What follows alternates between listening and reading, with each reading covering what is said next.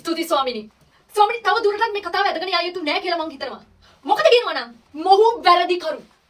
මොහු වැරදිකරු කියලා මම තරේම කියනවා ස්වාමිනී. මම තරේම කියනවා මොහුයි වැරදිකරු කියලා. සාක්ෂි මොකටද ස්වාමිනී my lord. my lord සාක්ෂි මොකටද මම මෙතන කෙලින් හිටගෙන මොහු වැරදිකරු කියනවා නම් සාක්ෂි මොකටද?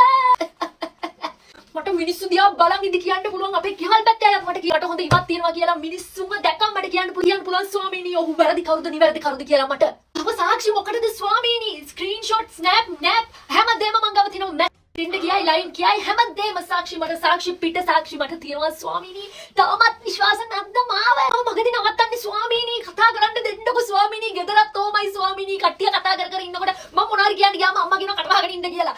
කවුරුත් මගේ මතයට ඉඩ දෙන්නේ නැහැ ස්වාමීනි. මෙතනත් වෙන්නේ ඒකම නේද ස්වාමීනි? ප්ලීස් පිළිගන්නකො. මොහු වැරදි කරු. පිළිගන්නකො ස්වාමීනි. මේ නඩුව පැරදුනොත් මට තව නඩු නැහැ ස්වාමීනි. නඩුව පැරදුනොත් මට ගාණක් නැහැ ස්වාමීනි.